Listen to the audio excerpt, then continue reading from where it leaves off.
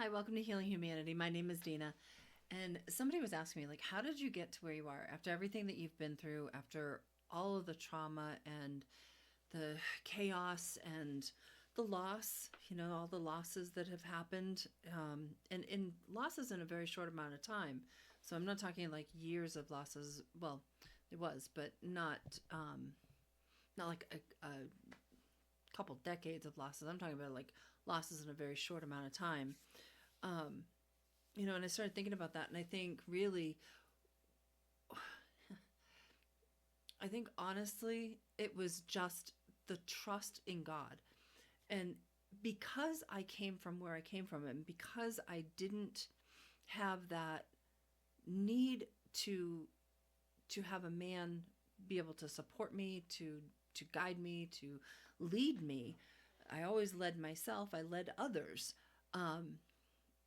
I watched as friends of mine were evolving. Friends of mine were starting businesses. Friends of mine who had done far worse than I, who were male,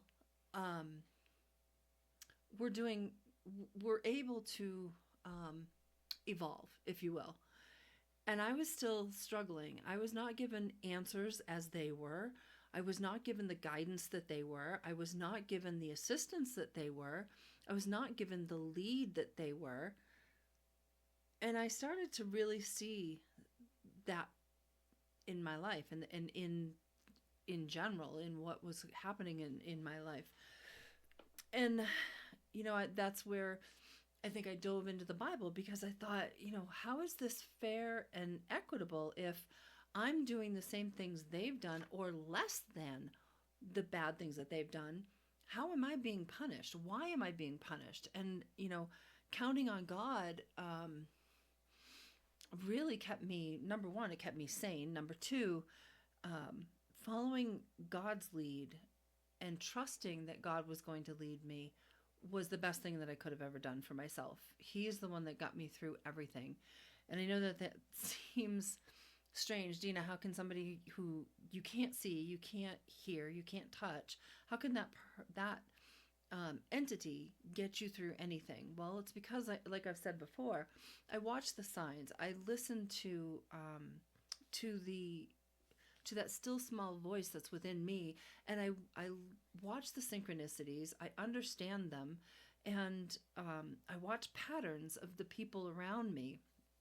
And so, by doing that and the coupling it with the Word of God specifically, that's supposed to be our guide. I mean, as I was raised a Catholic, that was our go-to. If you had a question, you go to the Bible, you find your answer in the Bible.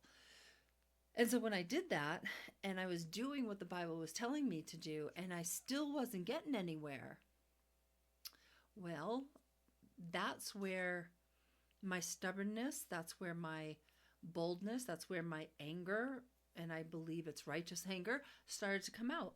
Like, how dare you step in my way when there are men that have succeeded far greater than I, but have done far worse than I? And yet they've been completely accepted and evolved. And I didn't find that that was okay. And I didn't, and honestly, it just made me angry. The stops that kept being put in my way, and still to some degree are as well, this is done to silence me, to stop me, and to redirect me. And I wasn't one that played well with that. I've always been somebody who took care of my own bills, took care of my own things, never really asked for anything, and there was no reason for someone to, or somebody's, plural, to come into my life and think, number one, they're owed something, and number two, think that they have the right to control what goes on in my life. You don't. You may think you do, by the systems and the information that is shared amongst people today. But that's not the case. If you look at history, throughout history, going way back to ancient times, Women have walked side by side with men, or they have even been leaders of cities, leaders of countries, even. And now there's this division. There's this goal to keep women subservient still to today in Christianity, and that particularly bothers me. Um, it stems from scripture that says that man is the head of the woman. But the thing is, what you don't understand is that was supposed to be a coupling in a sacred vow of marriage. It was not supposed to be something that you just did willy-nilly whenever you felt like it, if you saw somebody you wanted to attach yourself to. That's not how it's supposed to be. um, and so I watched as the world just was sort of changing, and I had enough self-awareness that I could keep going, and I knew, that I could count on myself. I trusted myself. So I kept going because I knew within myself that I've taken care of myself up to this point. There should be no reason why I can't continue. Um, and what I didn't understand, and what really boggled my mind, was that although I had sinned, I was certainly not sinning then, and I had not sinned in a very long time in my life. And I didn't really understand why that was happening, why things were happening the way that they were. And I understand now that, the world was changing, things were being handled differently. Um, but I also knew that if Jesus was here, there are many passages where he forgave people immediately for their sins. Like in John 8, there was an adulterous woman found in an affair, in the act of having an affair on her husband, and she was brought out to the courtyard and brought before Jesus and various other men, and I think a Pharisee at least was there, not sure of that. And she was accused of being an adulterer, and she was facing being stoned to death in that moment. And Jesus wrote on the sand and said, anyone who is without sin, let him cast the first stone. And as he wrote in the sand, and I can only assume because the Bible isn't specific and doesn't say, but I can only assume he was writing their sins down in the sand and reminding them very clearly, like, you can't throw a stone at this woman because you are no better than she. And I think that verse there really guided me, because I know that there were various other people that I knew of that had done far worse than I ever had even considered in my life, sinning wise. And they were elevating. They were doing wonderful things. So why was I still being held back? And that brought me to the conclusion that was not God, that was man. And so I had to continue, and I had to stand firm in order that man could learn where he was throwing stones where he didn't have the right to throw stones. And I guess really what I was thinking at the time, and I still do, that, I'm hoping that man can see the errors of his ways and will change. But if he doesn't, I'm still going to stand as firm as I ever have. You don't have the right to judge me. Only God does. And just because you don't believe in God doesn't mean that he doesn't exist.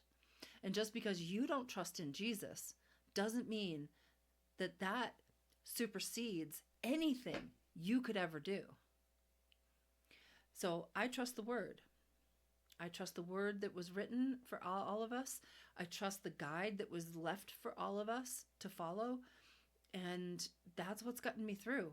It's allowed me to look at the word and use the word, in my mind and in my life, speak encouragement to myself, and watch for those signs and synchronicities and the things that come, um, in those moments where it's so important to pay attention, and so I just watched for those signs and I followed them. I listened to that still small voice within me that helps me to make the next choice and the next one and the next one. I don't look to man to guide me, because what I've seen is that man is corrupt. Man is fully and 100% corrupt, especially right now. I, I feel like we've taken steps back into the dark ages, and we shouldn't be. We should be moving forward. We should be connecting the male and female energies. We should be supporting one another and literally helping one another, rather than tearing somebody down, rather than acting upon our jealousies or acting upon some sort of conviction mentality for nothing. Jesus forgave everyone if they asked. Have you? Because that's our job here, is to help people, to elevate them, to stop their suffering, to make sure that that if we can help, we should. Another thing that helped me get through is that, like in James 3, he talks about taming the tongue. And a lot of people thought that either I was stupid or that I was not a thinker, or that, that they could continue to be abusive. And they did for a really long time. And it was scary at times. I'm not going to lie. Being followed and being, my car attacked, my energy just attacked, like just so many things had occurred. But by taming my tongue and staying quiet in those moments where I could have fought back, but chose not to, chose to allow God to handle the situation so I didn't have to, gave me an enormous amount of strength and helped me to see that I could actually trust in God, and that I could, that I had to be the one to tame myself, because everyone around me, it seemed, and I say everyone, and I know that's very general, and it wasn't everyone, but it seemed like a lot of people around me had just been like walking this corrupt life, through judgment, through jealousy, through anger, through frustration, just acting out on their emotions constantly, rather than taking a step back and just waiting and assessing the situation, or coming to the source, myself, to find out what was true and what was not true. What you're hearing, is it accurate? Let's have a conversation. There was nobody that really did that in all these years. Somebody finally gave me the opportunity, here. And I'm so grateful, because, they took the time. They took the time to do their research. They took the time to study the history. They took the time to have even just brief conversations where they processed the information that was being shared with them from me in a different way, not on an emotional level, but on an intellectual level. And they came to their own conclusions, which allowed me also to have that sense of peace and have that support that was so necessary, to be able to elevate, to feel better. And that's what's allowed me, to get where I'm at, to be in the place I'm at, to be living in the place that I'm at, to have the people in my life that I have in my life now. It's a wild ride, And I would say that don't let fear or man's corrupted nature stop you. Just keep going. Even if you have to stay silent, and even if your name is dragged through the mud, it does not matter at all. Because the proof is in your actions, not in what people say about you. So if you act in a way that is truly of your nature, and you don't start acting on your emotions, you don't start feeding into their crap, you don't start letting them lead you down these terrible roads or corrupt your life, you just keep going, you keep plugging in, and you keep trying, and you keep showing up exactly who you are, not something fake, and don't think one thing and then say another. Think the same thing, say the same thing. Those kinds of things, that ability to be yourself is probably going to be the most important thing that will help you to get to elevate your life and to get you on the right path. But I would just, in closing, I just would say that the men that have tried to stop, men and women who are running their lives under high emotion or corrupted systems, I would just say to at this point, watching everything that's happened in my journey, I would just say sit down and think about that really hard for a long time, and go to the Bible and look up verses that will help you to see yourself through God's eyes. The corrupted nature, the hatefulness, the jealousies, the lack of courage, and just try to do something different. So until next time, my friends, keep on healing.